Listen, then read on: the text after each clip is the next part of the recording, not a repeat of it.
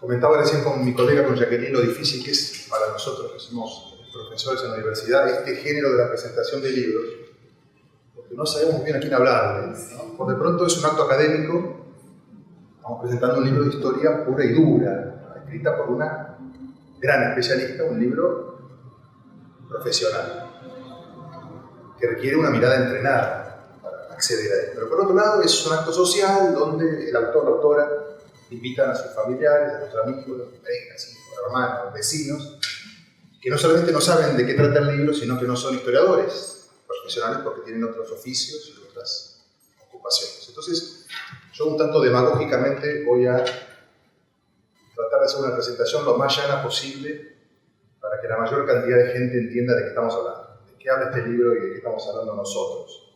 Si alguien esperaba una especie de conferencia erudita con gran cantidad de detalles insignificantes, que nos importan a 4 o 5 que estamos acá, bueno, no es el caso, se van a desilusionar algunos. Y les pido permiso también para empezar con una nota de autorreferencialidad. Un viejo profesor mío decía que en el ámbito académico la autorreferencialidad es poco elegante, pero es muy eficaz.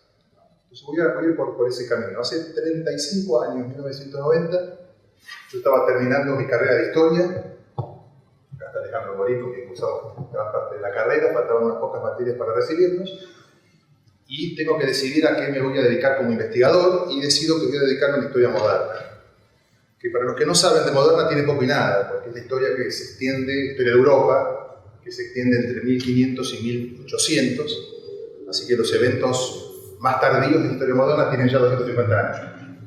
Y los más tempranos tienen 500 años. Y dentro de esa historia moderna me interesé por este fenómeno que los viejos manuales llaman la caza de brujas de la edad moderna, que a mí me gusta llamar con un término menos amarillista, me parece que es más preciso, que es el de represión judicial de la brujería. Y yo elegí ese tema sinceramente porque fue el que más me sorprendió de todos los que se desarrollaron en 30 materias durante la carrera, pues para mí las brujas tenían que ver con los cuentos de hadas, y con la fantasía, y con las películas de Walt Disney, pero no con la realidad. Y de pronto descubro que en Europa, durante un periodo muy extenso, habían sido juzgadas en tribunales, ante una corte, personas acusadas de ser brujas y brujos, convictos, la mayoría de ellos, y condenados a muerte, en el faro de la civilización europea, en la Europa del Renacimiento. Yo me interesé por ese tema, pero con algo de inconsciencia, porque cuando yo decidí eso no había absolutamente ningún referente en Argentina que trabajara el tema. No existía el tema en Argentina. Nadie lo estudiaba. Es más, en 1990 no estaban los libros que hubieran permitido comenzar a estudiarlo. Cuando decimos que en 1990 no estaban los libros, es que no estaban los libros porque no había internet. Cualquiera que tenga menos de 40 años quizás no sepa que alguna vez hubo un mundo sin internet. Y vivíamos seres humanos en ese mundo, investigábamos, escribíamos. No había un libro, había que viajar a Europa. Y en Argentina era así. Había que viajar a Europa para comprarlo, encargárselo a alguien que lo trajera, conseguir la dirección de el fax, miren de qué tiempo hablo, de alguna editorial, pedir una proforma, mandar un cheque en un sobre. Y si no, ir a Europa, instalarse en una biblioteca y estar meses y meses fichando a mano o, con suerte, con fotocopia. Pero aún así yo decidí avanzar. Y pasaron 35 años. Y la verdad es que yo no voy a cultivar la falsa modestia ahora. Estoy muy orgulloso de que ese campo ahora existe. Existe y produce libros como este. Que son libros leídos en Europa, admirados en Europa, tomados en cuenta en Europa. A la par de cualquier historiador europeo. Producidos por muchos jóvenes investigadores formados, como Constanza, otros también, que han sido parte de mi equipo, a quienes he tenido el honor de ayudar a formar y he tenido el honor de dirigir en sus becas de licenciatura, en sus tesis, doctorado y demás. Y ahora somos personas a quienes se nos tiene en cuenta. Se nos invita a las colectañas internacionales y contribuimos, y hay en Argentina un campo que fue muy trabajoso construir, 30 y pico de años, pero se logró con mucho esfuerzo y mucha seriedad y mucho profesionalismo. Voy a dar una mini clase de 3 minutos, no se asusten, lo voy a hacer absolutamente sencillo para que entendamos de qué estamos hablando con esto que se llama la caza de brujas de la Edad Moderna. Durante cerca de 300 años, 1400 a 1700, y las cifras son imprecisas porque no lo quiero confundir a propósito, Europa se ve inmersa en la persecución masiva de un crimen imaginario que por vía judicial provocó, sin embargo, decenas de miles de condenas a muerte. Y digo por vía judicial porque no hablo de linchamientos, hablo de procesos judiciales, acusados sentados en una corte ante jueces que los juzgan por el crimen de brujería y los encuentran culpables y los condenan a suplicios extremadamente crueles en muchos casos. Y esto duró mucho tiempo. Y digo crimen ficticio no en el sentido antropológico, no era un crimen ficticio para los contemporáneos del fenómeno, no es para nosotros por mirada positivista, porque muchos siglos después sabemos que muchas de las acciones atribuidas a esos supuestos brujos y brujas contradicen las más elementales leyes de la física, porque la gente, por ejemplo, no vuela montada en una escoba por el aire, y consecuentemente son delitos de imposible concreción. Evidentemente, en la época que estudiamos nosotros no se consideraba de esa manera. Es un fenómeno de la Edad Moderna, este es el enigma, ¿no? El enigma histórico, parafraseando a Sánchez Albornoz. No son los supuestamente supersticiosos medievales los que persiguen brujas, no, son los supuestamente luminosos renacentistas, porque quienes cazan brujas en Europa son los contemporáneos de Copérnico, de Galileo, de Leonardo da Vinci, de Miguel Ángel, de Rabelais, de Erasmo. ¿Qué pasó? Como si la cultura europea se volviera loca por un tiempo. La gran mayoría de las víctimas fueron mujeres, un 80% se calcula. Quiere decir que es un fenómeno que de alguna manera tuvo una relación con los estereotipos de género, es evidente esa ligazón. ¿Y qué es lo que dicen los jueces en Europa a perseguir de 1420, 1430 en adelante? ¿Jueces laicos o eclesiásticos? Ellos dicen que están persiguiendo una amenaza nueva, que sobre Europa se cierne un peligro nunca antes visto, que apareció una secta nueva, un complot, una conspiración inédita, de adoradores de demonios. Eso eran los supuestos brujos y brujas de los juicios del Renacimiento, de monólatras. Era un crimen colectivo, era un crimen oculto, secreto, una conspiración diabólica con el objetivo de destruir la cristiandad, ni más ni menos. Es decir, arrebatarle a la divinidad el control de la creación, destruir el Estado cristiano, destruir las iglesias cristianas en todas sus vertientes. Es decir que esta caza de brujas fue expresión de lo que podríamos llamar el teorema del enemigo interior, la idea de que hay alguien en nuestra propia sociedad que la busca destruir desde adentro, células dormidas. Personas como nosotros, pueden ser nuestros vecinos, nuestros familiares, que sin embargo tienen un rostro oculto, se han pasado al bando del mal y buscan horadar esta buena sociedad cristiana desde su seno. Y además, este modelo, este mito, este complejo mítico de la brujería renacentista se basó en un estereotipo que después sería muy famoso, que es el estereotipo del Sabbat o del aquelarre. Es decir, la idea de que estos complotados o conspiradores se reunían en asambleas periódicas, sacrílegas, donde ocurrían 3 cosas. Se adoraba al demonio como Dios, la famosa idolatría apóstata. Se cometía toda clase de delitos y crímenes imperdonables, desde matar niños pequeños, en ocasiones los propios hijos, hasta profanar la hostia consagrada, excesos orgiásticos, pasando por el canibalismo. Y tercero, se planificaban atentados por vía mágica para, terminado el Sabbat, cuando retornaran a la vida civil, seguir dañando los bienes de integridad física de los vecinos. Fue este Sabbat, esta invención, es un constructo, esta invención de la alta cultura teologal, tardo medieval, la que habilitó una persecución judicial tipo cacería. ¿Por qué? Porque si yo era un juez en el 1600, en Alemania, laico o eclesiástico, no importa, y caía en mis manos un sospechoso de pertenecer a esta conspiración, un crimen colectivo y secreto. Y además parto del supuesto de que los complotados se conocen porque se ven, porque se reúnen. Cuando cae uno en mis manos, lo primero que voy a preguntarle cuando lo interrogo es ¿quiénes son tus cómplices? Voy a pedir que delate a los otros miembros de la conspiración. ¿A quién viste en el último sábado al que fuiste? Y la persona va a responder a nadie porque no fui al sábado. Claro, no había sábado, no existió el sábado.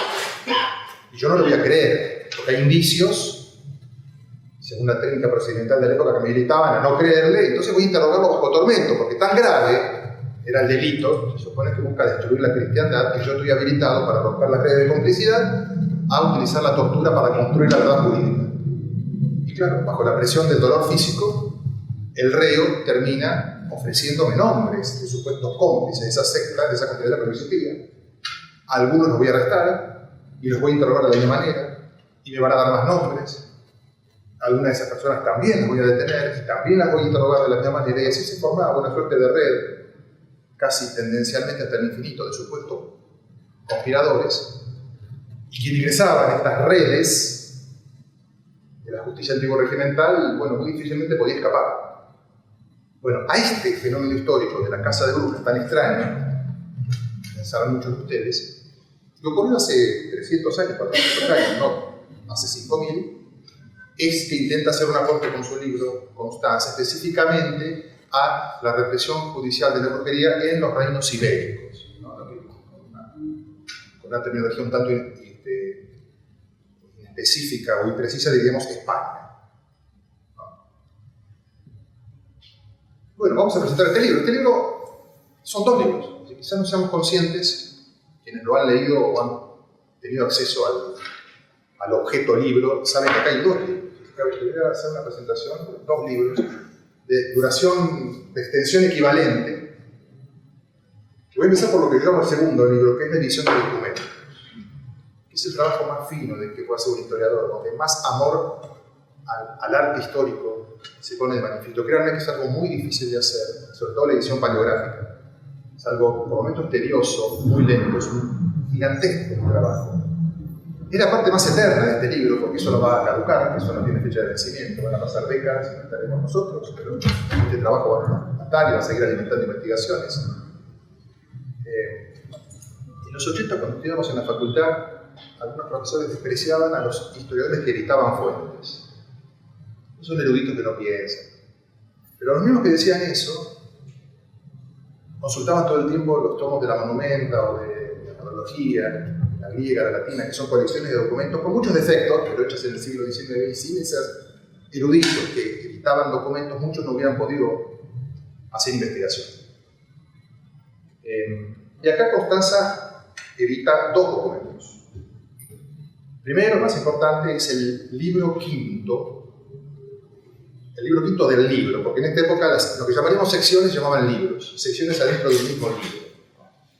Voy a llamarlo sección para no confundir. La sección quinta del libro que estudió Constanza para su tesis doctoral, con el cual se recibió de doctora en historia, que es el Fortalicium Fidei, la fortaleza de la fe, un libro escrito en 1460, unos años antes, quizás. Primero circula en forma de manuscrito y poco tiempo después es impreso, se convierte en un libro. El autor es un franciscano, Alonso de Espina, ¿no? Con nivel fanático religioso, que en ese libro identifica a los enemigos del cristianismo en cada una de estas 5 secciones y le dedica, los destruye retóricamente, digamos. Empieza con los que niegan la divinidad de Jesucristo, después con los judíos, con los musulmanes, con los herejes y finalmente con los demonios.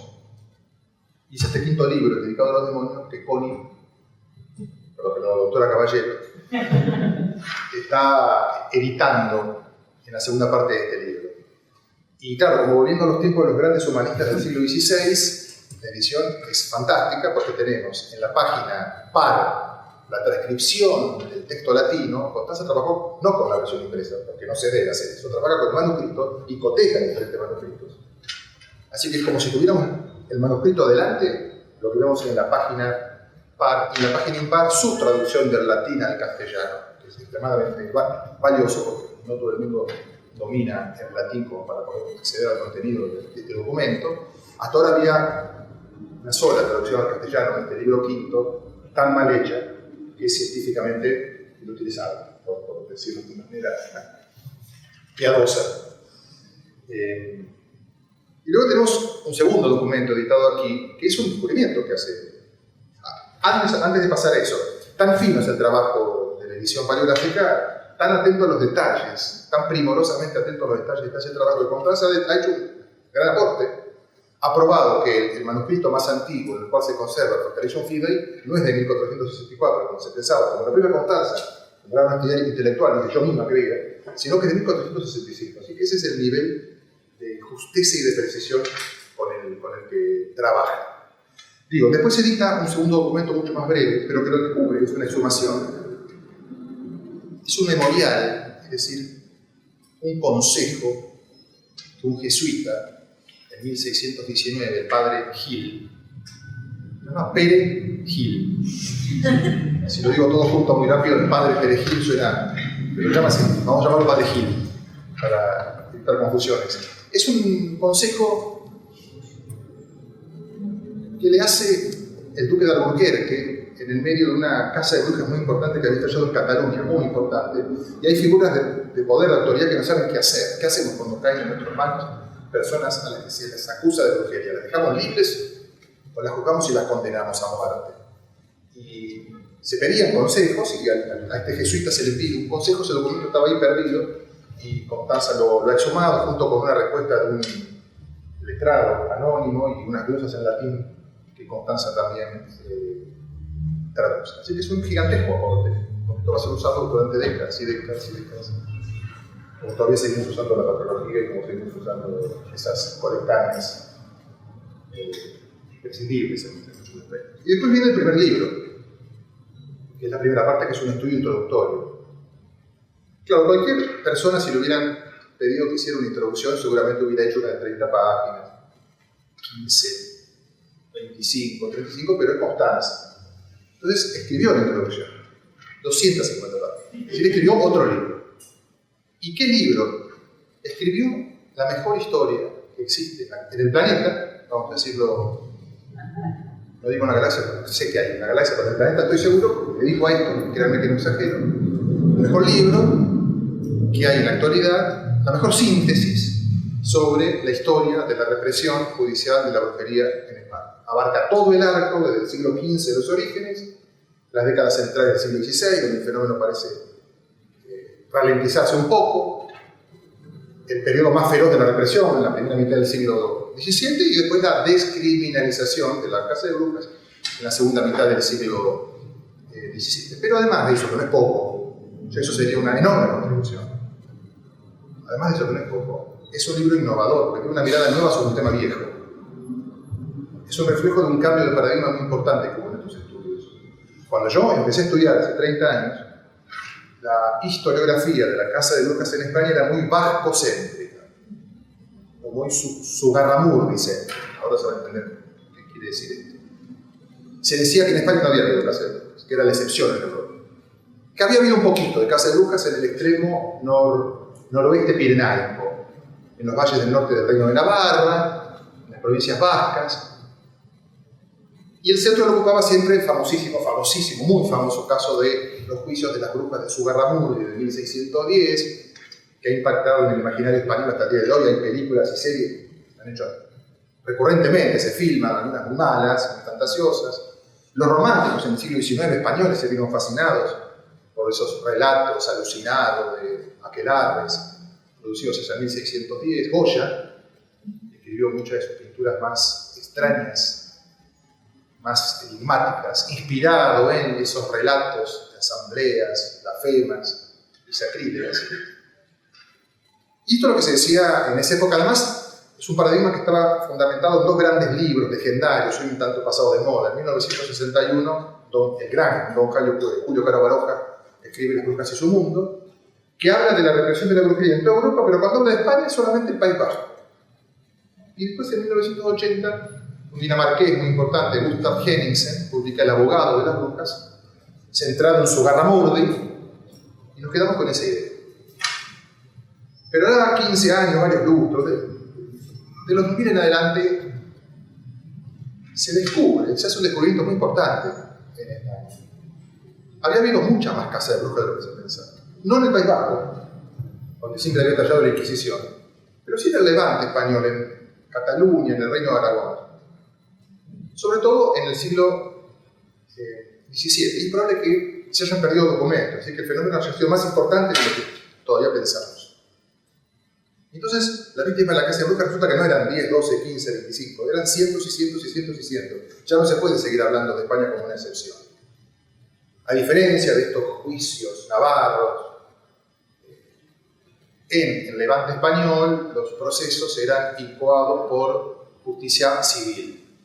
Jueces feudales, los señoríos feudales, o consejos municipales campesinos, que condenaban a los convictos de brujería, no en la hoguera, como era común en el resto de Europa. Uno relaciona brujas quemadas en la hoguera, ¿no?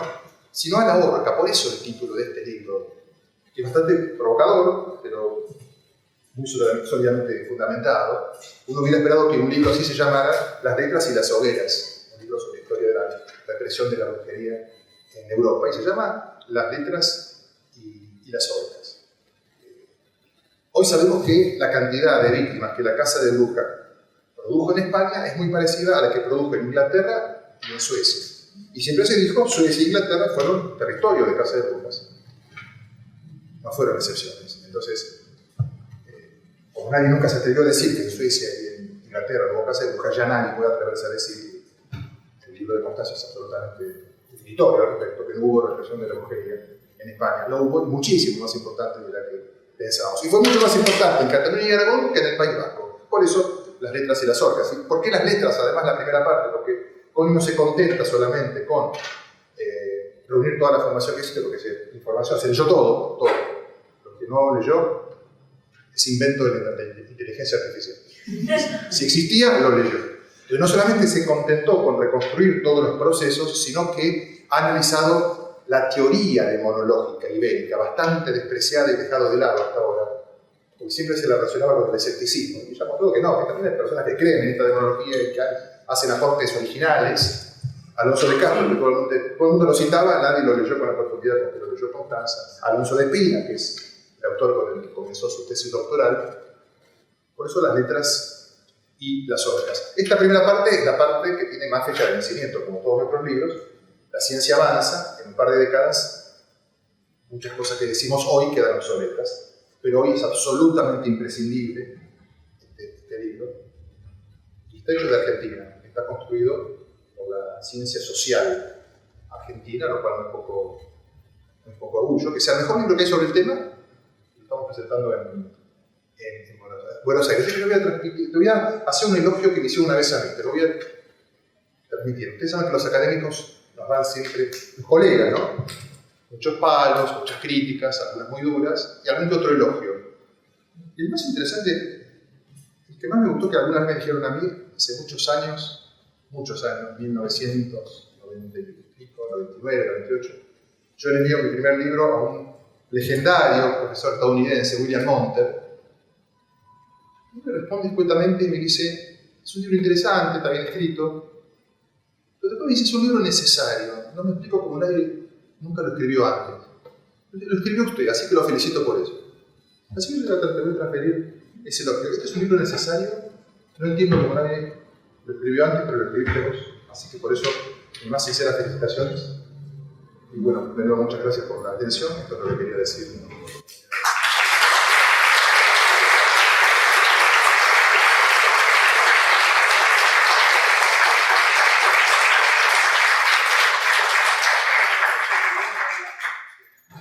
Bueno, buenas tardes, un placer estar aquí. Gracias por la invitación, un placer vernos personalmente. Gracias Lidia, gracias Amanda por la invitación, por la presentación. Es un gusto estar aquí y comparto la idea que también, más allá del hecho académico en sí mismo, es una instancia de festejo. Y nunca mejor dicho, en los tiempos que atravesamos, ¿no? Como cientistas sociales, como investigadores de CONICET, como profesores universitarios. Realmente es un momento para festejar la edición. Además, quiero decir, una edición de acceso abierto, es todo un posicionamiento, ¿no es cierto?, en lo que respecta al acceso al conocimiento científico producido en Argentina. Puede sonar obvio entre nosotros, pero hay que señalarlo, ¿no?, en este momento. Así que más que bienvenido este libro. Voy a pasar un par de páginas que había escrito en función, bueno, del posicionamiento de Constanza, ella como autora, pero además como parte del grupo de pertenencia que viene trabajando desde hace muchísimos años sobre el tema, un grupo además liderado por el doctor Fabián Campaña, y entonces no es casual que haya surgido este libro, ¿no es cierto?, en sus espacios de trabajo con sus temas de investigación, pero además una trayectoria que se construyó participando en debates, en congresos, en lecturas, en estancias de investigación que le han permitido, sin lugar a dudas, poder hacer este recorrido historiográfico que se plasma en la primera parte del libro. Voy a contar algo que ocurrió en el bar con Constanza, con quien tampoco nos conocíamos, aviso, ¿no?, que apuesta lo de la autora es invitar a alguien que no conoce y que no sabe lo que le puede decir de su libro, que no es poco común, perdón, que es muy poco común en estos tiempos. Yo le dije, tenés 2 libros, se lo dije, también, otra conexión también, porque ella en algún momento de la obra señala el anexo. Esto es un libro, ¿no?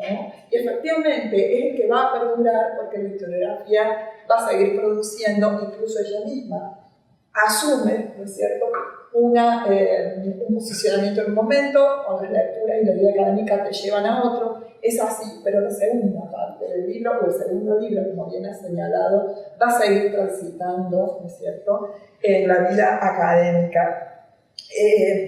Quisiera señalar algunas cuestiones que me surgieron de la lectura. En la obra se evidencia la enorme producción documental que hizo la monarquía y la Iglesia con el objetivo, ¿no es cierto?, de delimitar, de escribir, configurar este delito, crear representaciones. Es impresionante, ¿no? Cuando uno empieza a marcar en el libro de qué tipos documentales estamos hablando de cánones de concilios, de bulas, de glosas, de comentarios, de normativa canónica de toda índole a la que le podemos sumar también, obviamente, las obras de literatura producida por la Iglesia, tratados teológicos, manuales, también ordenanzas reales, fueros. Cuando uno empieza a marcar los tipos documentales, ¿cierto?, de los que se sirvieron las instituciones, diversas instituciones, como bien ha señalado Fabián, es muy impresionante, porque la cultura jurídica de ese entonces necesitaba del documento escrito, necesitaba poner en papel y en letra, ¿no?, publicada o no importa, ¿no?, necesitaba poner en los documentos lo que se pensaba, lo que se delimitaba, lo que se describía y el objetivo que debían llevar adelante, y que en definitiva después todos estos tipos documentales iban a repercutir en la realización de los procesos judiciales, ¿no? Iba a ser lo que iba a alimentar la recepción de denuncias, ¿no?, alimentar los procesos judiciales que se iban a dar y obviamente también que finalizaban el dictado de estas sentencias.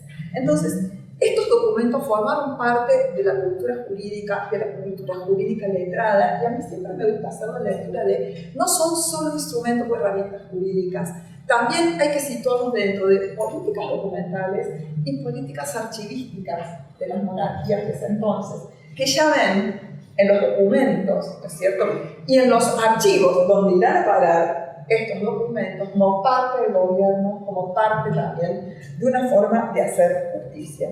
Documentos que van a circular dentro de determinadas élites, documentos que van a circular en distintas jurisdicciones institucionales, pero documentos también que van a tener otros derroteros, otras circulaciones, como fue el caso del manuscrito de Aristóteles, ¿no? Y acá a mí me gusta seguir a Fernando Bursa cuando señala de la importancia de los manuscritos en la época y que no necesariamente compitieron con esas obras luego publicadas, porque los manuscritos permitían a los autores en ocasiones actualizar sus obras, ¿no? Por eso libros en ocasiones circulaban varios, porque les permitían otras vías de comunicación, de discusión, y porque en los manuscritos muchas veces también, como ha señalado Manuel Peña Díaz, para los numerosos manuscritos que circularon sobre las obras de Teresa de Jesús, podían ocultarse los autores y decir, este manuscrito no fue mío, porque pensemos que estamos hablando de la existencia de la Inquisición española que controla manuscritos, que controla publicaciones. Entonces, esta vida que tienen los manuscritos y que no necesariamente están explicitadas acá, lo vemos a la hora cuando presentas ese enorme corpus, ¿no? Documental en el sentido más amplio, que podemos definir un documento, ¿no es cierto?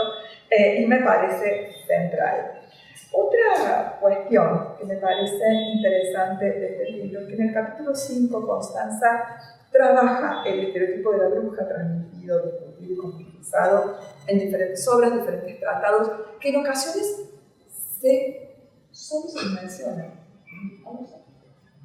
Uno de ellos, ¿no? Permanentemente citado por la historiografía que se dedica a trabajar la historia del derecho, pero nunca profundizado, ¿no? Entonces, esto también es importante señalarlo, ¿no? La profundidad con la que indaga en los textos de Pigüeta, también muy citado, ¿no? Pero la historia del derecho, que solo toma las cuestiones que tienen que ver con las penas y nada más, en el caso de la autora lo presenta de manera amplia. Me surgió algunos pensamientos del capítulo 5, tal vez pensar a las mujeres más allá de los textos, ¿no es cierto?, que ha señalado magníficamente, que has podido explicar, en dónde quedaban las brujas en estos sistemas de clasificación que ensayaron teólogos y moralistas a partir del medievalismo, ¿no? Clasifican a las mujeres casadas, solteras, viudas, con el objetivo, obviamente, de delimitar sus roles, de delimitar sus derechos, de delimitar los posibles espacios de actuación social, donde pudieron haber quedado las brujas en estas clasificaciones, pero además también pensarlas en el marco de, ¿por qué no? Es una pregunta, pensándolas como criminales en general. Ya sé que tienen una categoría, no es lo mismo, ¿no es cierto?, ser condenada por robo, por homicidio que por brujería, lo sabemos.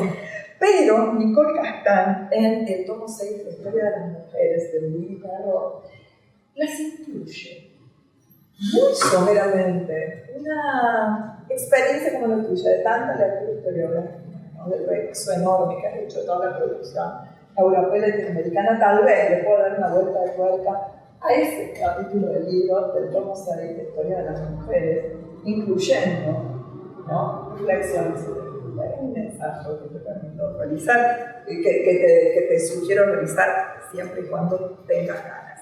Es un libro también que sirve para interpelar todos. Aquí ya Fabián ha señalado uno. Me quiero concentrar fundamentalmente en uno, ¿no? El feminismo se ha apropiado de brujas. Los feminismos han hablado, ¿no?, de la herencia de las brujas. Y esto no solo lo vemos en pancartas, en cantos callejeros, sino también en el trabajo de Fernanda Gil Lozano en el último Diccionario de Estudios de Género y Feminismo, publicado en Paidós en el 2021, ¿no? Justamente donde se dedica a trabajar y problematizar esta apropiación que se ha hecho al feminismo. A mí me pareció interesante hace ya un tiempo, cuando leí una entrevista que le hicieron a Carlos Ginsburg cuando dijo que estaba encerrado en su oficina y en el archivo, trabajando, ¿no?, sus temas, y que Juan Díaz salió y vio a las feministas italianas de los años 70 con carteles diciendo somos las nuevas brujas, y él quedó fascinado, ¿no es cierto?, por esa apropiación que habían hecho las feministas italianas en ese entonces. Me parece importante señalar que en estas apropiaciones que han ido corriendo a lo largo del tiempo, se ha esencializado a la bruja, además, cuando se habla en ocasiones en singular. Se han tomado, ¿no es cierto?, la autonomía de las mujeres, con lo que ha leído muchas teorías, la autonomía de las mujeres brujas o consideradas brujas, la transmisión de saberes. Hoy en día se habla de la sororidad desde el ámbito histórico, ¿no? Ángela Pienza López tiene un libro sobre esto, donde da algunas pistas para trabajar la cuestión de la sororidad. Sin embargo, este libro me parece que es importante volver a leerlo en el marco de estas esencializaciones, para volver a problematizar las representaciones, ¿no es cierto?, que se hicieron de ellas. Otra cuestión, cuando generalmente se trabaja brujería, solo se cita al malver ratificado. Sabemos que el manual de brujería fundamental, ¿no es cierto?, de la historia, pero no es el único. Ya es el único, ni antes ni después, ¿no?, de su publicación, desde ya. Entonces me parece que también sirve ahí para interpelar este tópico, ¿no?, a la hora de trabajar la brujería. Y algo que recién ha señalado el doctor Campaña, la excepcionalidad, ¿no?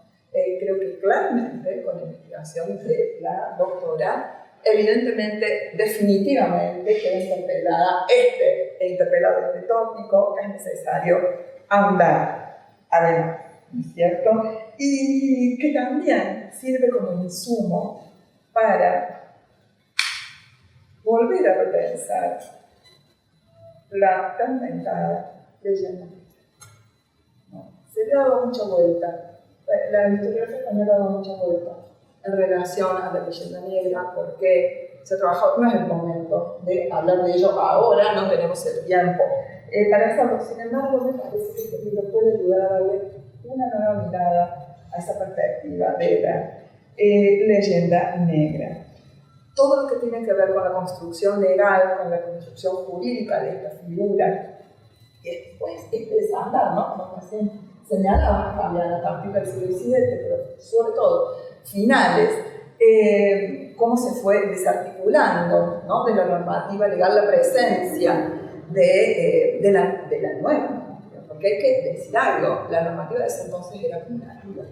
Estaban vigentes también las partes de Alfonso X del siglo XIII, ¿no? Entonces, se va caminando por el siglo XVII, pero aquella normativa está vigente. Lo que pasa es que las justicias deciden no aplicar, ¿no?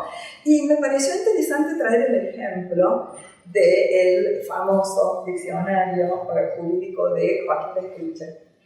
Joaquín de Escriche, un español, un jurista español que estudió leyes en Zaragoza, ¿no?, que se tiene que ir al exilio en el siglo XIX en Francia, y desde ahí escribe este diccionario jurídico pensando en los procesos institucionales que tenía que llevar adelante su país, ya en el XIX, desmontando todos esos cuerpos jurídicos que arrastraban desde el medioevo para pasar a la redacción de los códigos, ¿no?, de los códigos del siglo XIX, que se conocieron en el siglo XIX. Y él entonces aporta información definiendo categorías: demanda, contrato, homicidio, ¿no?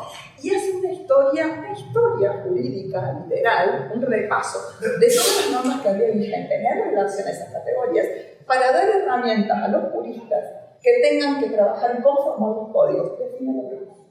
En singular, no ofrece ningún relato normativo, pero sí va a decir en el siglo XIX: la mujer que según la opinión vulgar, no me entiendo ni mi propia letra, la mujer que según la opinión vulgar tiene pacto con el diablo y hace cosas extraordinarias por sus medios, ¿sí?, el monstruo de la superstición ha llevado a la hoguera a innumerables inocentes por este delito imaginario. Es un hombre del siglo XIX que está pensando en derecho para su país, que está tratando de desmontar, ¿no es cierto?, estas construcciones vigentes todavía, insisto, mientras él escribe, están vigentes esas normas en España, y él está dando esta señal, claro, es un liberal, ¿no? Es un liberal que está criticando a la España inquisitorial, a la España, ¿no es cierto?, que lo ha dejado fuera de su país, justamente en ese entonces,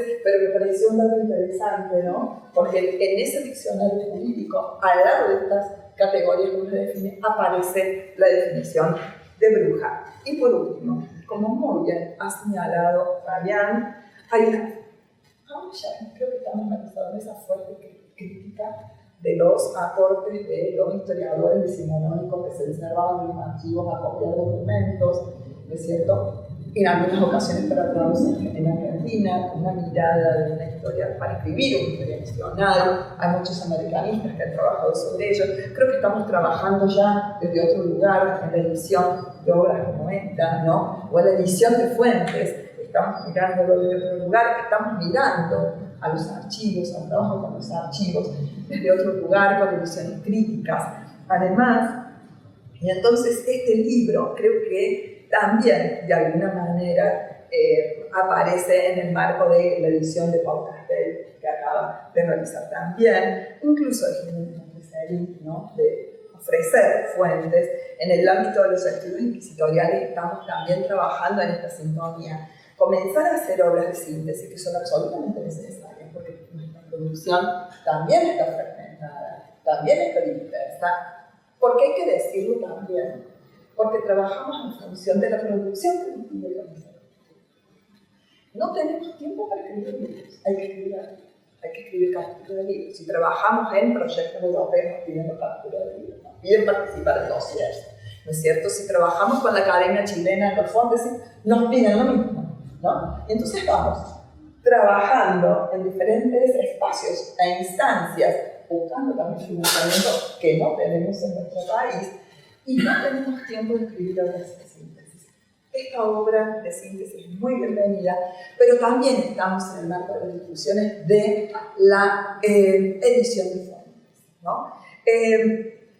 Esto me parece central, hay que decirlo, no somos los americanos de autor, no somos los historiadores decimonónicos de autor, revalorizamos sus obras desde otro lugar y lo estamos haciendo desde otro lugar. Y ya para ir cerrando, después de leer tu trabajo y de escuchar a tu director de tesis, me pregunto, y es lo que me vengo preguntando y lo que estoy poniendo en la mesa de debate de muchos colegas es: trabajamos en archivos, trabajamos con archivos, trabajamos descubriendo, ¿no? En archivos de la catedral, ¿no? ¿Cómo encontraste ese documento? Pero también yo creo que hay que empezar a reflexionar sobre el archivo propio, en este caso un archivo de la autora. ¿Cómo construimos nuestro archivo propio? Vamos a los archivos, obtenemos información. Cuando digo archivo no solo hablo de documentos de archivo que relevamos, que copiamos, que fotocopiamos, que copiamos nosotras a mano, ¿no? En esos momentos. ¿Cómo lo conformamos? ¿No? ¿Cómo podemos trabajar con ese enorme archivo propio? Muy complejo, ¿no? Que requieren, por supuesto, de viajes, de intercambios. Pensaba cuando me escribía también Rafael Sarbedo, Doris Moreno, han hablado de comunidades de autores en la conformación, ¿no es cierto?, de archivos personales de aquellos historiadores decimonónicos. ¿Cómo trabajamos nosotros? No trabajamos de una manera tan diferente, nada más que los libros los cargamos en las maletas, que rogamos que no pesen más de 23 kilos, ¿no es cierto? Es así. En otra época eran cajones que subían a barcos, ¿no? Pero al fin y al cabo la comunidad de autores la construimos, tenemos hoy un medio para hacerlo, y me quedo pensando siempre en aquel tan llamativo, interesante trabajo que ha escrito Nicolás Quiroga en 2020, transitando la pandemia, ¿no? Que cuando señaló ¿qué tengo si no tengo papeles de escritor? ¿No? Esos modos de trabajar que nos han cambiado, que nos ayudan a construir comunidades de autores y de colegas, pero que sin lugar a dudas están influyendo en el trabajo. Este libro de 90 no se puede escribir, ¿no es cierto? No se puede escribir. Así que, bueno, felicitaciones por la obra, gracias por la invitación, y me quedo por aquí con estas preguntas flotando.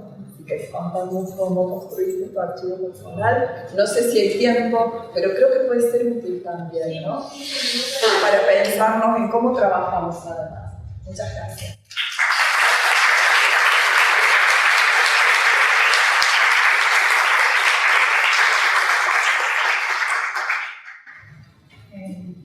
Bueno, muchas gracias a ambos por sus lecturas y muchas gracias a todos por haber venido.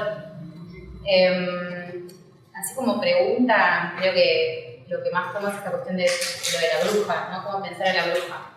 Que creo que es verdad que en el libro aparece poco, quizás porque aparece poco en los documentos, sus voces. Yo no trabajé con documentos procesales, propiamente dicho, e incluso si lo hubiera hecho, también la voz de la bruja siempre está muy mediada, entonces es muy difícil.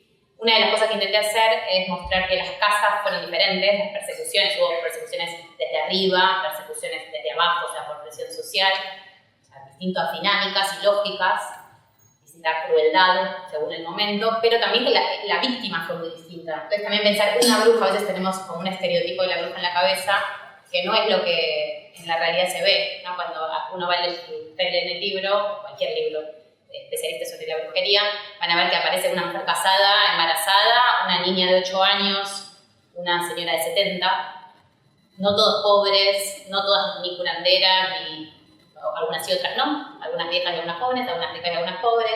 Entonces es muy difícil también definir, bueno, la bruja es esto, ¿no? Lo que yo sí puedo decir a partir de los documentos que leí es qué visión tenían estos juristas o estos inquisidores de la bruja, que en su mayoría es muy negativa. O sea, incluso los autores que defienden a la bruja, que intentan decir que este crimen no existe, muchos son crueles con las mujeres también, ¿no? Dicen son locas, son mujeres que tienen dañado una potencia interior, son malas madres, que en realidad dicen que son la bruja cuando en realidad ellas mataron a sus hijos porque estaban borrachas a la noche y los aplastaron, ¿no? Cosas así realmente. Entonces es como que la visión de la mujer que uno puede tener a partir de estos documentos no suele ser ni las voces de estas mujeres, ni algo que uno pueda englobar en un estereotipo específico femenino.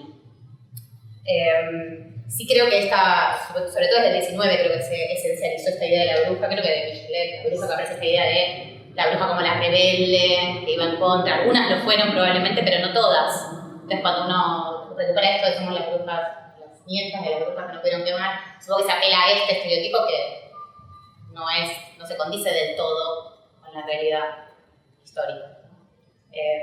Quizás está bueno, hay algunos historiadores que escuché de España este año que dicen todo el tiempo, bueno, lo importante es no ser los nietos de los que quemaban brujas, ¿no? O intentar no serlo, más que nada, y no reproducir estas lógicas.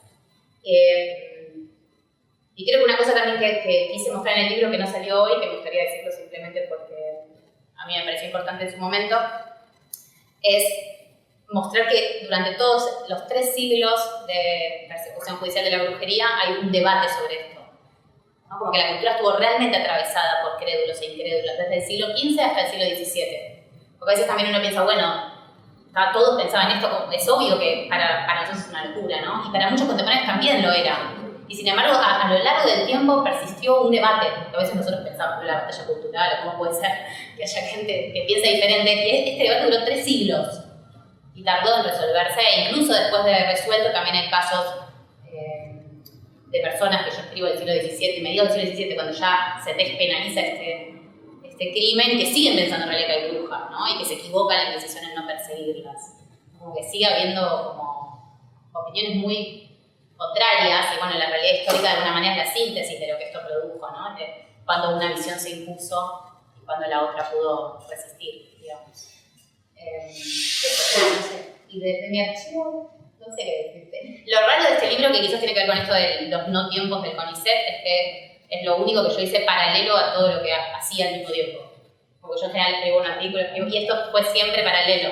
Desde que terminé la tesis de doctorado, había hecho la edición casi crítica, o sea, no la había terminado, pero había empezado la edición crítica del libro Quinto de Espina, y pensaba publicarlo cuando me dijeron Ale y Lidia, de los del SAEMED. Yo dije, sí, pensaba que iba a ser en 2 años, tardé 10.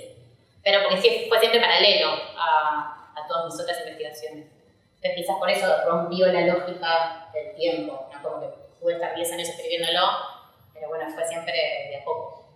Y en paralelo, mientras que leía, iba sumando información, pensando, reconstruyendo, bueno, cuando viajaba y cuando conocía algún libro nuevo, sumando esa información hasta este último año. Así que bueno, muchas gracias. Y no sé si alguno más quiere comentar o decir algo. Sé que hay muchos del público que lo leyeron y que participamos de grupos en común de discusión. Si quieren hablar, colegas, también tienen la palabra, ¿no? ¿Hay un poquito de tiempo? Si alguien quiere, no están obligados.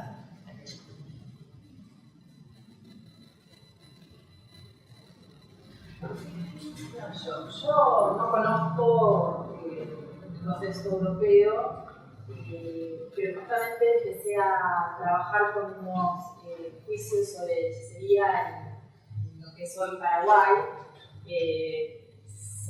siglo, sí, 1710, 1720, 1770, con mis experiencias. Y lo que yo encuentro ahí es que la denuncia de que esa persona y su maleficio o esa hechicera tiene un trasfondo de venganza muchas veces, ¿no? O sea, en este contexto, yo no sé mucho, tendría que empezar a ver todo lo que ustedes trabajaron para poder hacer un plafón, ¿no? Previo, que es mi primer contacto con eso. Entonces, mi pregunta es si en lo que ustedes conocen, saben, estudiar, además de estar basado en tratados de brujería, manuales de brujería o en tratados de demonología, también encuentran que muchas veces es una forma de acusar o vengarse. Por ejemplo, también hay el caso de que una mujer se venga, o sea, dice que su marido hizo una acto de hechicería para zafar de los malos tratos que recibe. Pero si ustedes también en esa época muy previa y en el contexto europeo también encuentran que no solo responde a delitos tipificados, bla, bla, bla, sino también a prácticas de venganza o de Sí, a nivel europeo todo el tiempo. Porque para que haya una persecución tiene que haber una teoría, una institución, una demonología, una institución, una magistratura X y personas que acusan a otras. Y eso ocurre a nivel del suelo, del piso, digamos, en la aldea, y siempre comienza por conflictos intracampesinos o intrapersonales, si es en una ciudad o en un centro urbano. Podrá ser la venganza, podrá ser el odio, podrá ser una acusación contra una persona aislada de mal carácter, que no se relaciona con los vecinos, que no va a la iglesia los domingos, que está sola, que es pendenciera, que ha hecho... Se acusaba de brujería a veces a las personas a los agiotistas, por ejemplo, por odio, ¿no? Personas que en tiempos de carestía hacían dinero acumulando grano y se enriquecían ilícitamente. Bueno, quiero pacto con el demonio. Eso que decimos es la base. Es la base. Después eso cobra otra entidad. Una vez que entra esta maquinaria en movimiento, el inicio casi que se olvida y el maleficio pasa al tercer plano y empieza el sabbat. Ya no se te pide que digas si mataste a un niño, o secaste la leche de la vaca del vecino, provocaste granizo con un maleficio, sino si fuiste a esa asamblea e integras un complot. Ahí está el salto entre la hechicería clásica, que es un delito más individual, más solitario, y esta idea de la conspiración, de la diferencia cualitativa, ¿no? Esto de la brujería renacentista y el maleficio tradicional, clásico. Esto a nivel general, no sé si a nivel español. Sí, totalmente de acuerdo. Quizás en los momentos más masivos, porque en Cataluña, en la época más masiva de Casa de Brujas, el detonante suele ser más que nada lo climatológico. O sea, cuando hay una catástrofe total en términos de los víveres, se toma como chivo expiatorio de determinadas personas. Otros casos sí son de inquinas familiares, de una familia que odia a otra. También hay un caso con él que recuerdo ahora, de Castilla 521, creo que hay una muerte súbita de varios niños que no sabían y también, o sea, como que el detonante puede ser diverso y hay que atender a cada contexto, pero después se suma todo esto que viene a legitimar otra cosa, digamos. Y también es raro esto de que hay un caso que a mí me choqueó, el de esta nena de 8 años, que está embarazada, o sea, dice que hay un sabbat de todo lo que pasa y realmente está embarazada. Tiene un bebé en el medio del proceso cuando cumple 9 y tenía 8 cuando empieza el proceso. Entonces dices, bueno, hay veces que algo hay, o sea, capaz no sé si hay un abuso o hay una situación, no sé cómo pensarlo, ¿no? Pero digo, hay veces que pasaban evidentemente cosas en términos sociales y a nosotros nos llega como denuncia de brujería, ¿no? De que se juntan orgías con el demonio y evidentemente algo pasó, había cosas, pero bueno, no siempre se puede conocer. Hay igual en Sugarramurdi en particular hay un autor llamado Surmendi que tiene esta mirada bien antropológica de ver cómo son la cuestión bien al ras de la aldea, quién odia a quién. Es la mirada inglesa, ¿no? Es la escuela inglesa de esa historia de la represión de la brujería. Donde se ve esto que decías vos de considerar a la brujería parte general de la criminalidad. Exactamente. Vos, muchos libros de represión de la brujería en Inglaterra, en el título no aparece la palabra brujería. Dice la criminalidad en Inglaterra y tiene un capítulo sobre la represión de la brujería. Claro. Es una mirada muy de la historia inglesa. En mi caso, yo trabajo con un archivo muy particular que es el de la comisaría de Córdoba, de acá de Argentina, de Córdoba del Tucumán, que trabajaba, la comisaría de la Inquisición de Córdoba, que trabajaba bajo la dependencia del Tribunal de Lima. Y yo he encontrado muchas denuncias numerosas que no fueron tramitadas, no fueron convertidas en procesos judiciales sobre esta hechicería básica, ¿no? Hechicería erótica o curaciones que no salen bien. Gente que contrata a la curandera, ¿no es cierto? El familiar muere, va a la denuncia.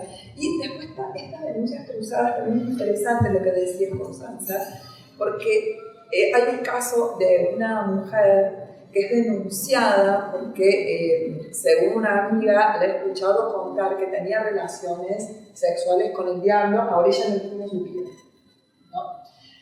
Y en realidad, después, con las primeras indagaciones, en realidad esta mujer dice que el diablo, pero es su amante, ¿no? Entonces intenta desviar la atención del marido, ¿no? Para salir ella, digamos, no del dolo que estaba cometiendo y de intencionalidad del delito de adulterio, para salir de ahí, y habla de la existencia del diablo, ¿no? Son interesantes estos mecanismos. Un caso de un señor que tenía esposa y tenía amante, con la amante la esposa quería tener hijos y no podía, y entonces llegó un buen día ante el magistrado del comisario de la Inquisición a principios del siglo XVIII para decir que su amante lo tenía hechizado, porque ¿no es cierto? Una de las prácticas habituales es esto de impedir que tenga relaciones sexuales exactamente con la persona, ¿no es cierto? Que no pueda tener relaciones sexuales con la esposa. Instalan entonces una denuncia que no va a derivar en ningún proceso judicial, pero son también estos mecanismos con los que cuentan algunas personas para poder desviar la atención de lo que en realidad en ambos casos eran ciclos adulterios, ¿no? Entonces, bueno, son interesantes las miradas, venganzas, estrategias. ¿Cómo se construye? Miedos. Y esta etnografía antropológica, ¿no? De los casos individuales, que obviamente se justifican por todas las... Pero bueno, el origen de los procesos... Pero es interesante también esta cultura jurídica que tenía la gente para poder pensar en estas estrategias judiciales. Claro. Porque están llegando con denuncias, no es que la justicia está investigando de oficio. Los saberes, ¿no? Hay saberes, exactamente, que circulan. Sí, bueno, también a mí lo que me dio de la lectura es cómo, si bien el trabajo está hecho en base a documentos, a cultura integrada, cómo la psicosis a nivel de la aldea, la ciudad, funcionaba también como algo que en relación con las instituciones, como también estos procesos, esta represión judicial, persecución, sirvió también como herramienta para construir poder o mantener poder, y a su vez esto de la creencia, sabemos que es una sociedad muy creyente de todas estas cosas fantásticas, pero la psicosis también que rodeaba al pueblo, al pueblo llano, y cómo eso se relacionó con estos procesos para construir poder o conservar poder. También es un mensaje de lo que Sí, totalmente, de acuerdo. Una de las cosas creo yo que, porque cuando uno habla de esto de la causa de la brujería, siempre es multicausal, no puedes decir, bueno, es que la casa responde a esto o a lo otro, siempre hay que atender el contexto.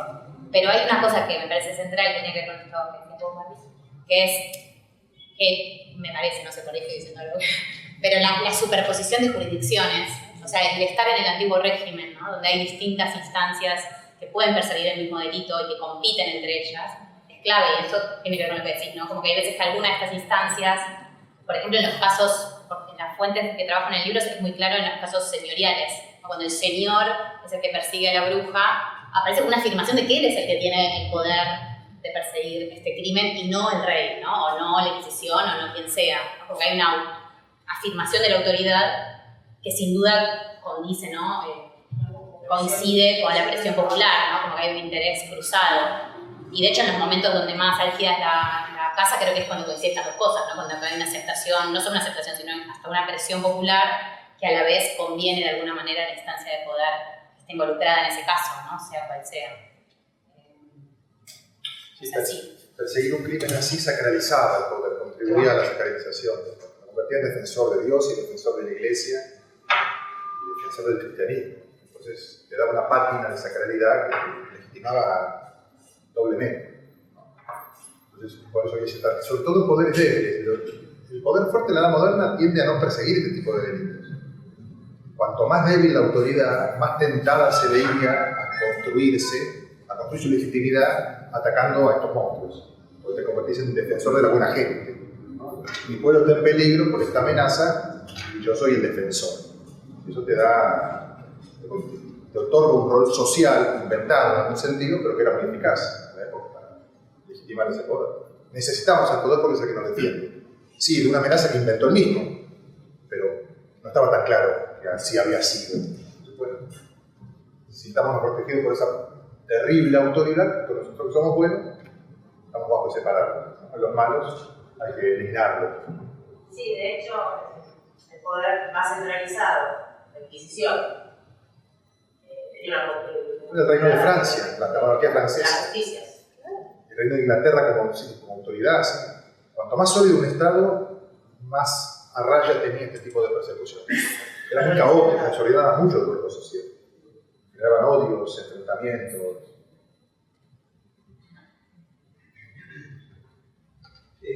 Yo quería hacer, no he leído el libro todavía, pero un poco por la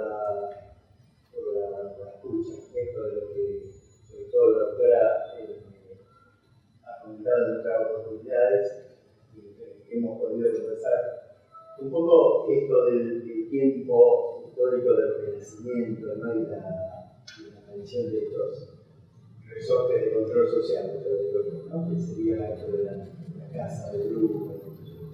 Entonces, una de las preguntas sería, esto del auge del Renacimiento, por decirlo así, el descubrimiento sociohistórico, político, cultural, una actividad que parecía olvidada, tal vez, como digo yo, y expresiones de los celtas, las vidas, donde todas estas cuestiones de los edades, cierta cosa de lo femenino liberado del control masculino, ¿no? De las fiestas nocturnas. Yo no participé de ninguna, pero tengo escuchado que eran aparentemente muy, eso, de mucha libertad del cuerpo, sobre todo. Y que correspondían a otra época, no al siglo XV, digo, si esto también puede estar como que la casa de brujas puede estar recuperando dentro de la recuperación del renacimiento, digamos, estas prácticas de los pueblos que de alguna manera podrían poner en riesgo o algo así, en jaque o cuestionar al poder dominante, hegemónico, no solo de la Iglesia, sino de reyes. Y la otra pregunta, perdón si me escucho confuso, pero la otra pregunta sería, esto se da terminando lo que fue el cisma del Occidente, ¿no es cierto?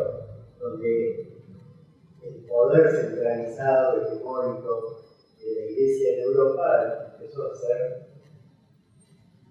no sé si cuestionado, pero muy lentamente, ¿no? Por esta cuestión del egalitarianismo, ¿no? Se da, cuestionando la autoridad del Papa sobre el concilio, y esto trayendo a futuro tal vez la aparición de Lutero, la aparición de todas las tentaciones, digamos, a esta cuestión más económica. Digo, si esta cuestión de la casa de brujas puede ser leída en estos dos marcos, que tal vez sea uno solo, y como una cuestión de control social, ¿no? Para ver el poder sobre los cuerpos, las prácticas, las representaciones, ¿no? Las ideas que estaban como tradición, ¿no? Estaban apareciendo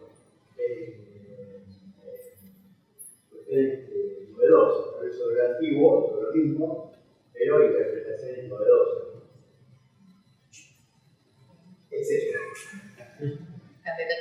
Sobre es más sencilla responder la segunda cuestión, la posible relación con el cisma de Occidente, sobre todo con el Concilio de Basilea, porque este constructo nuevo del Sabbat irrumpe de golpe en la década de 1430, que es la década en que se está desarrollando Basilea, y los inventores, los 6 primeros textos en que aparece el Sabbat, todos fueron producidos en torno al Concilio de Basilea entre 1430 y 1440. En un contexto apocalíptico, de cierta debilidad de la cristiandad, a base de los turcos en los Balcanes, los husitas, que era imposible de derrotar en el centro de Europa, y una sensación de que el mundo se acababa y de que los buenos estaban perdiendo la guerra, y había una conspiración nueva donde el demonio había tomado la posta. Eso está bastante estudiado. Además, hay un artículo de Michael Bailey, un conocido nuestro, historiador norteamericano, que al Concilio de Basilea lo llama un aquelarre de demonólogos, con ese nombre.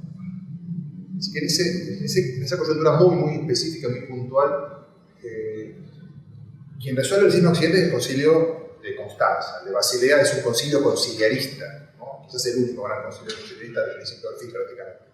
Pero en este contexto sí, parece haber habido una relación entre los últimos coletazos del gran cisma y los primeros pasos de la invención de la aquelarre. Respecto del otro, si hay supervivencia de antiguos rituales o formas festivas, clásicas, que pueden haber sido confundidas con algún tipo de asamblea diabólica. Eso es un tema muy polémico. Hace 100 años, 90 años, una escocesa, Margaret Murray, escribió 2 libros tratando de probar de que subsistía en Europa un viejo rito de fertilidad neolítico que estaba vigente en el campo y clandestino, y de pronto comienza a salir a la luz y las autoridades no saben decodificar eso y terminan diabolizando esas asambleas. Y así habría nacido en los orígenes la represión de la brujería, pero los documentos, hay que ser sinceros, ¿no? Los documentos no permiten probar eso. Murray fue muy atacada, tuvo éxito durante casi 50 años en su teoría porque era muy sugestiva, pero cuando uno relee los documentos que ella utilizó, descubre que forzó la interpretación. Nada de lo que ella sostiene se deduce de las fuentes. En Italia, bueno, acaba de aparecer un libro de Marina Montesano que sugiere que en el caso específico italiano, donde en tiempos clásicos existía la figura de la Strix, por ejemplo, una suerte de bruja pájaro que se metamorfosea, se convierte en un pájaro y sale a vampirizar, a chupar la sangre, sobre todo de los niños, y luego adquiere forma humana. Ese mito está recogido por los poetas clásicos. Puede haber subsistido en forma subterránea durante siglos y después reaparecido en el siglo XV y haber ayudado a que en Italia el estereotipo de la bruja tuviera las características que tuvo. El libro es muy bien, está muy bien escrito, pero a mí no me termina de demostrar la tesis. Pero es un tema que se discute, es un tema polémico. Se ha discutido y se sigue discutiendo ahora. Respecto del concilio acá, en lo que refiere a los autores hispanos, digamos, o sea, tiene mucho que ver en Basilea, porque uno de los primeros que describen el Sabbat era un servidor, digamos, secretario del antipapa Félix V, y él es uno de los que describe el Sabbat, mientras que, por ejemplo, un autor, Padre Torquemada, que era papista, digamos, del papa legítimo, o sea, al hablar del tema, todo el tiempo está evitando hablar de la gravedad del Sabbat. Eugenio IV, papa en ese momento, también habla de supersticiones y evita nombrar el Sabbat cuando todo el mundo estaba debatiendo eso. O sea, se plantea como una suerte de antipapa, cazador de brujas, papa moderado, ya desde tiempos del concilio. O sea, ahí un poco atravesado está. Pero tampoco está claro igual, o sea, no es que se vincula. Sí, al reunirse todos los teólogos, y estaba ese tema en debate, se habló, se debatió, se empezó a conocer. De hecho, hay un autor que es Tostado, que es súper importante, Fernández de Madrigal, que cambia de opinión incluso, yendo al concilio, o por lo menos no participó, se piensa el concilio, pero viajó a Italia y fue amigo de los conciliaristas y estuvo ahí. y cambió de opinión directamente. Él era escéptico y al escuchar lo que decían otros teólogos se convirtió en crédulo de la Una brujería. caja de resonancia. Claro, fue como un lugar donde se difundió mucho esta idea del Sabbat y el temor al Sabbat. Pero bueno, no sé si tiene que ver directamente con la crisis de autoridad del papado, eso ya no lo sé porque está en momento de reconstrucción acá. O sea, no es tan directo, me parece. Lo de la antigüedad tampoco. O sea, es el contexto sin duda, pero Pedro de Valencia, que es un escéptico del siglo XVII, sí dice que estos acalares podrían ser como viejos, como si fuesen bacanales o los viejos misterios, no sé, de los romanos, no sé, como fiestas de orgías que en realidad están siendo demonizadas por los teólogos. O sea, aparece como modelo de fiesta pagana, equiparable quizás a una posible reunión, pero tampoco es lo que está definiendo de fondo, no es que aparece todo el tiempo, no lo veo tan claro. Es difícil de responder. Ya estamos. Bueno, muchas gracias.